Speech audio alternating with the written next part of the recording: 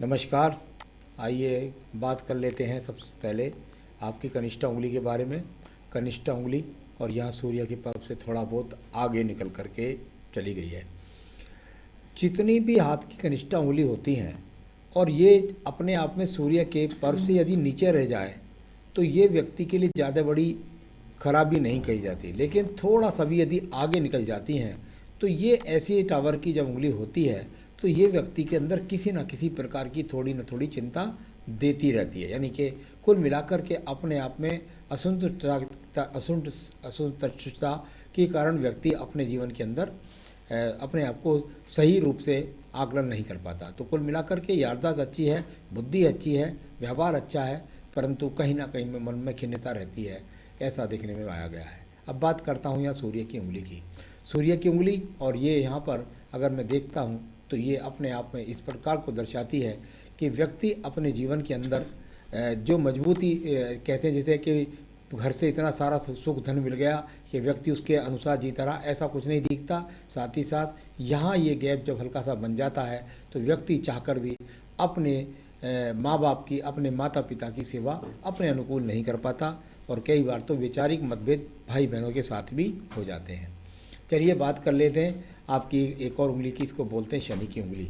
शनि की उंगली अगर इस तरह से अनुकूलता के साथ जैसी दिख रही है सामने, अगर अनुकूलता के साथ होती है तो इसकी एक खूबी है कि ये व्यक्ति के पास में स्थिति कैसी भी क्यों ना हो, व्यक्ति के पास धन के आगमन निरंतर रूप से बने रहते हैं।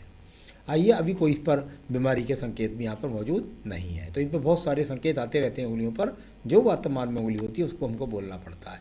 आइए बृहस्पति की उंगली की बात कर लेता हूँ। बृहस्पति उंगली और बिल्कुल शनि की उंगली के ऊपर चढ़ने के लिए तैयार। यानी अगर सभी उंगलियों को मिलाएंगे तो ये उंगली ऐसा लगेगा आपको जैसे शनि की उंगली के ऊपर चढ़ने के लिए तैयार है। ये अच्छा संकेत नहीं है। ये होना होता है कि मुझे धन के प्रति ज़्यादा व्यक्ति का आकर्षण रहता है, यानी कि आवश्यकताएं उसको बहुत ज़्यादा नज़र आती हैं और उसके अनुसार उसे काफ़ी संघर्ष कराता है, ऐसी बृहस्पति की उंगली। अब बात करूँगा यहाँ पर आपके सीधा सीधा बुध के पर्व की। जहाँ मैंने उंगली पड़ी वहीं पर्व पर यहाँ पर मुझे वो रेखाएं नहीं मिली। यहाँ पर कम से कम 3 रेखाएं जरूर, 2 से 3 रेखा तो जरूर ही खड़ी होनी चाहिए। जब वो खड़ी हुई रेखाएं होती हैं तो व्यक्ति के जीवन में संतान का सुख सहयोग भी मिलता है और व्यापारिक बुद्धि में प्रगाढ़ता, यानी व्यापारिक अगर व्यापार करने जा रहे हो तो ये रेखा जरूर होनी चाहिए थी यहाँ पर खड़ी हुई, और वो व्यापार के अंदर सफलता दिलाती हैं। तो कुल मिलाकर के यहाँ एक प्रकार का जो वो सिग्नल यहाँ नहीं मिला, उसकी वजह से यहाँ पर धन से आप संतुष्ट नहीं हो पाएंगे। संतान के सुख सहयोग में थोड़ा देरी लग सकती है। तो इस प्रकार का, साथ ही साथ आपने छल्ला लोहे का इसमें पहन रखा है तो ये ग्रहण का काम करता है। तो ये यहाँ आपके दिमाग पर ग्रहण लगाएगा, आपको टेंशन पहुँचाएगा। चलिए, क्योंकि ये चांदी का कारक है और यदि आपने चांदी का छल्ला पहना हुआ तो वो उपयुक्त है। अब बात करता हूँ यहाँ पर मैं आपकी यहाँ ये सूर्य का पर्व है। सूर्य के पर्व पर ये खड़ी हुई रेखा राज्य सरकार से संबंधित कार्यों या अच्छे सेक्टर के अंदर जॉब के लिए इस रेखा को जाना जाता है। तो यहाँ इस प्रकार का संकेत यहाँ के अंदर है। तो जो आपको राज्य सरकार से या किसी अच्छे सेक्टर में जॉब दिलाने के लिए यहाँ अच्छे संकेत को देती हुई ये रेखा मौजूद है। साथ ही साथ समाज के अंदर आपका सम्मान बना रहेगा। यहाँ पर्वत अनुकूल है। अब बात करूँगा यहाँ पर आपकी सीधा सीधा धन पर की। बहुत ही शानदार रेखा और पक्की रेखा आपके हाथ के अंदर ये जीवन भर रहेगी। यानी जिस दिन जीवन का 55 वर्ष होगा उस दिन आपके पास सारी चीज़, अच्छा भवन होगा, अच्छा वाहन होगा, सुख साधन संसाधन सब कुछ आपके पास में मौजूद होगा। ये पक्की रेखा 55 साल के बाद में बन चुकी है। अब बात करूँगा यहाँ पर मैं आपके बृहस्पति के पर्व की। बृहस्पति का पर्व और अनुकूल रेखाएं आपके पास में। आप जैसे पूछ रहे थे कि ये मेरे पास मकान होगा कि नहीं होगा, बिल्कुल निश्चित रूप से आपके पास ये रेखा विराजमान है, मकान होगा। साथ ही साथ मंगल पर्व से जाने वाली बृहस्पति को रेखाएं, ये ज्ञान की रेखाएं भी होती है। तो ये अपने आप में एक वलय सा भी बन रहा है, और वलय होता तो वो ज्ञान का कारक जाना जाता है। यानी कि विद्या पर जिस भी चीज़ में है उस पर आपकी मास्टरी आपको हासिल है। और दान पुण्य में भी ऐसी बात नहीं है, अपने अनुसार व्यक्ति करता है। अब बात करूंगा इसके बाद आपकी हृदय रेखा की। हृदय रेखा और यहाँ से अनुकूलता के साथ जाकर के और बृहस्पति के पर्व तक पहुँचने वाली हृदय रेखा इस प्रकार को दर्शाती है कि आपके यहाँ अगर पीछे थोड़ी सी दिखते हैं तो कट नहीं है, कोई भी अनुकूल रूप से है। तो यहाँ इस प्रकार को दर्शाती है कि यहाँ आपकी जो भी पत्नी होगी वो अनुकूल होगी, आपके सहयोग से चलने वाली होगी और साथ ही साथ आपको सहयोग भी करेगी। तो यहाँ इस प्रकार की रेखाएं मौजूद रूप से मौजूद है। अब बात करूँगा मंगल पर की। मंगल पर साहस का कारक है, मंगल वर्ष एनर्जी का कारक है। मंगल पर ये रेखाएं नहीं होती है तो व्यक्ति निठल्ला बैठ करके हाथ सेकता रहता है। यहाँ इस प्रकार की रेखाएं व्यक्ति में कार्य की क्षमता को दर्शाती है कि व्यक्ति अपने कार्य के द्वारा अपने कार्यों को लगातार बढ़ाता रहता है और इससे रेखा जितनी आगे की तरफ चली जाएगी, यहाँ जाकर ये भाग्य रेखा के साथ इन्वॉल्वमेंट है इनका। यानी कुल मिलाकर यदि मैं कहूँ तो यहाँ आपके भाग्य को सहयोग करती हैं, यानी आप अपने साहस के द्वारा अपना भाग्य स्वयं बना लेंगे, इस प्रकार को दिखलाने वाली ये रेखाएं यहाँ पर मौजूद हैं। चलिए दूसरे मंगल पद की बात कर लेता हूँ। दूसरा मंगल पर्व और कोई भी चिन्ह यहाँ पर नहीं है, ये तो नीचे की रेखा का इसका फल मैं आपको बताऊँगा। दूसरा मंगल पर्व जो है वहाँ पर कोई ऐसी रेखा नहीं है जिससे आपको मुकदमा झगड़े झंझटों का सामना करना पड़े, ऐसी कोई भी रेखा दूसरे मंगल पर्वत पर मौजूद नहीं है। चलिए अब बात करूंगा यहाँ पर आपकी मैं सीधा सीधा मस्तिष्क रेखा की। बुद्धि रेखा और बुद्धि रेखा में यहाँ नीचे की तरफ ये चाप, बुद्धि रेखा में जब ये इस तरह का नीचे की तरफ चाप होता है, ये देखिए बुद्धि रेखा अनुकूलता से सब तरीके का ज्ञान है, और ये नीचे से जो इस तरीके से ये चाप आ जाता है तो ये व्यक्ति के अंदर कहीं ना कहीं मानसिक टेंशन का उद्घोष करता है। ये अपने आप से चंद्र पर्वत से निकल करके और इसने मस्तिष्क रेखा को टच किया। अगर ये सीधी पहुंचती तो ज़्यादा अच्छी होती है, लेकिन जब वहाँ से रेखा निकल करके इसको टच करती है तो ये मानसिक चिंता को दर्शाती है। अच्छी बात यह है कि इसने यहाँ रेखा को काटा नहीं है। अगर ये मानसिक रेखा, ये रेखा बढ़ करके मस्तिष्क रेखा को काट देती तो ये डिप्रेशन का योग बन जाता। तो यहाँ कुल मिलाकर चिंता है, कभी कभी बड़ी तेज़ी से क्रोध भी आता होगा, ऐसे इन रेखाओं के लक्षण माने जाते हैं। आइए चंद्र पर्वत को देख लेते हैं। चंद्र पर्वत की जहाँ तक सवाल करता हूँ, चंद्र पर्वत जाना जाता है तीर्थ यात्राओं के लिए। चंद्र पर्वत जाना जाता है यात्राओं के लिए। यहाँ से निकलने वाली रेखाएं थोड़ा सा के दिखलाती हैं कि व्यक्ति दूर स्थान से जुड़ेगा तो उसका भाग्य ज़्यादा बनेगा। तो इस प्रकार की रेखाएं भी यहाँ पर मौजूद हैं। कुल मिलाकर चंद्र पर्वत ठीक है। इसके बाद मैं आपके व्यापारिक रेखा के बारे में बोलने जा रहा हूँ। ये देखिए आपके पास ये शुक्र पर्वत से निकलने वाली रेखा और जा कर के सीधा मस्तिष्क रेखा में जुड़ गई। अब इसके दो फल हैं। नंबर एक फल इसका क्या है कि आप जो है अपनी बुद्धि रेखा के द्वारा अपना व्यापार करें। बुद्धि रेखा में क्या व्यापार होता है, यानी ट्यूशन का व्यापार, कोचिंग सेंटर का व्यापार, उस तरह का। और कभी कभी देखने में आता है जब व्यक्ति यहाँ से रेखा निकलती है तो कॉमर्स या अकाउंट के द्वारा व्यक्ति ज़्यादा ऐसे माहिर होते हैं। तो यहाँ इस रेखा का संबंध बुद्धि रेखा से बना हुआ है। तो या तो आप ट्यूशन का व्यापार कर सकते हैं, अगर आप ट्यूशन का व्यापार नहीं करते और आप दूसरा व्यापार करना चाहते हैं, व्यापार की बात हो रही है, तो आप व्यापार में सफलता उसमें प्राप्त करेंगे जिसमें आप कोई चीज़ की एजेंसी लेकर के सप्लाई करेंगे। किसी चीज़ की एजेंसी ले ली आपने और उसको दुकान दुकान पर सप्लाई करें, या कोई माल आप बनाएं दूर प्रांतों तक जाकर उसकी सप्लाई करें, तो उसके अंदर सप्लाई जैसा शब्द जरूर होना चाहिए। ऐसा काम आप नहीं कर सकते जिसके अंदर जैसे कहते हैं किराने की दुकान पर बैठ गए एक जगह, ठीक है, बंदी का काम के द्वारा आपको सफलता प्राप्त नहीं होगी। तो चलिए ये आपके पास एक व्यापारिक रेखा के रूप में मैंने आपकी रेखा का फल बताया। अब मैं बात करूँगा यहाँ पर जाकर के सीधा सीधा आपकी भाग्य रेखा के बारे में। भाग्य रेखा और आप दूसरे पर्व में देखिए इसकी भाग्य रेखा के साइड में एक काला तिल है।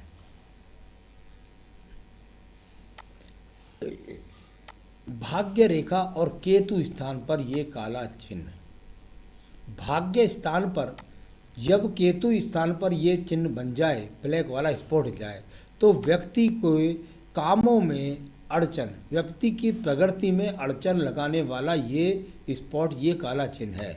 यानी कि कोई भी जीवन का यदि आप काम करोगे तो वो आपका आसानी से नहीं होगा, क्योंकि ये भाग्य रेखा के बराबर में साइड पर है। इसलिए काम तो चला जाओगे आप, लेकिन अड़चन देगा। अगर रेखा पर ही हो जाता तो बहुत खराब होता।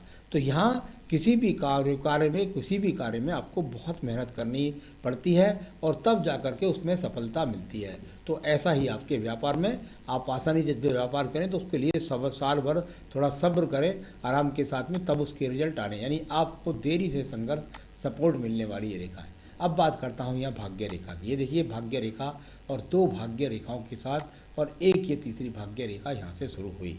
यानी कुल मिलाकर के आप जो अपना काम कर रहे हैं, यानी आप टीचर हैं और टीचर के साथ एक और सहायक रेखा बराबर में जा रही है। इसका मतलब आप नौकरी भी कर रहे हैं और साथ में क्या कर रहे हैं, आप साथ में कर रहे हैं आप मान लिया ट्यूशन। तो जहाँ सहायक रेखा बराबर में चल रही है उसके सपोर्ट दे रही है, उस कार्य को नहीं छोड़ने देगी, उस कार्य को करते रहिए। जो यहाँ पर व्यापारी रेखा भी थी और साथ ही साथ एक और साइड में से रेखा निकली है, यानी कि अगर आप चाहें तो अपनी पत्नी का सहयोग भी ले सकते हैं। तो कुल मिलाकर के ये तो निश्चित बात है कि आपको आगे आने वाले जीवन में या अभी भी हो सकता है आप साइड वाइज दो चीज़ों के द्वारा धन की प्राप्ति कर रहे हों। तो ये आगे तक आपके जीवन में मैं समझता हूँ लगभग आपके जीवन के अंत तक, क्योंकि अभी वो रेखा ये जो जा रही है सपोर्टिंग रेखा दो, ये जो जा रही हैं ये जा रही हैं लगभग 50 से 52 वर्ष तक। तो इस प्रकार की रेखाएं। अब बात करेंगे यहाँ पर आपके सवालों की। अध्यापक की नौकरी है परंतु संतुष्ट नहीं हूँ।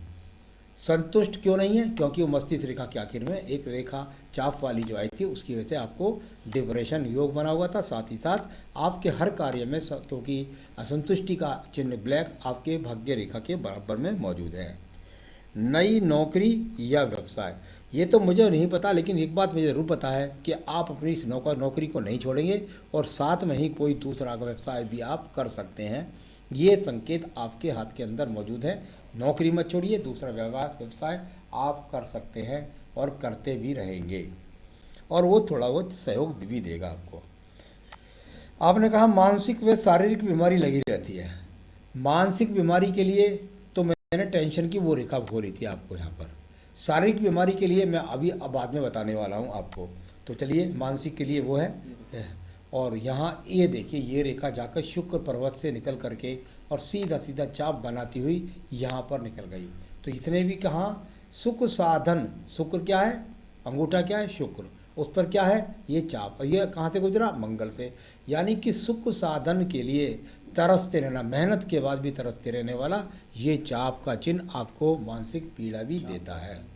तो ये इस प्रकार का यहाँ मिला करके बताता हूँ। अब बात में पूछा आपने धन संपदा की स्थिति कैसी रहेगी। बिल्कुल धन संपदा की स्थिति की बात करता हूँ तो मुझको लगता है लगभग 35 वर्ष के बाद आप संतुष्ट होना चाहेंगे और 55 वर्ष के बाद आप खुल कर खेल सकते हैं। तो ऐसी स्थिति आपकी, और 55 वर्ष के बाद तो आजीवन। क्या अपना मकान बना पाऊँगा?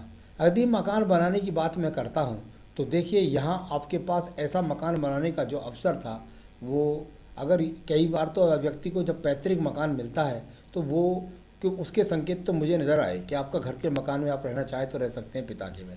उसके बाद जो आपका योग लगता है मुझे देखने के लिए, वो मुझे लगभग 49वें वर्ष के अंदर लगता है कि 49वें वर्ष के अंदर आप अपना मकान यदि बनाएंगे तो वो आपको उस समय ज़्यादा लोन कर्ज का इस्तेमाल नहीं करने देगा। उससे पहले करोगे तो आपको फिर लोन और कर्ज ज़्यादा लेना पड़ेगा।